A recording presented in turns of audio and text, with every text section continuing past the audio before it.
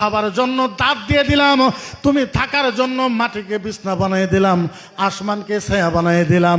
তারপরে খাবা কি 6 মাস আমি আল্লাহ মাটিকে শুকনা করে দিলাম, সবজি আবাদ করতে পারো। 6 মাস আমি আল্লাহ মাটিকে ভিজাই দিলাম যাতে তুমি ধান আবাদ করতে পারো। তুমি খাইবা কি আমি আল্লাহ আপেল বানাইলাম, আঙ্গুল বানাইলাম, কিশমিশ বানাইলাম, বেদনা বানাইলাম, কলা বানাইলাম, কত না মিষ্টি খাবার বানাইলাম।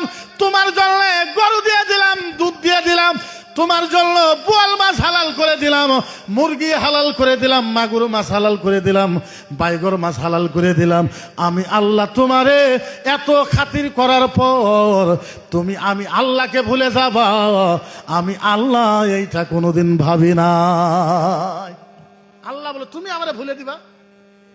এবার দেখবেন ছেলে যখন 7 বছর 8 বছর হয়ে যায়, ওর দুধের দাঁত পড়ে না?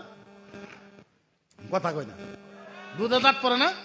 দাঁত যখন পরে দাদিরে যায় দেখে, দাদি দাদি দাদি আমার দাঁত পড়ছে। দাঁত বলে কি করবো? বলে একটা কাম কর, বলে এন্দুরের খেতে যা। কোন এন্দুরের খেতে যা, কি করবি? এন্দুর রে এন্দুর, তোর দাঁত আমারে দে, আমার দাঁত তুই নি। কয় না?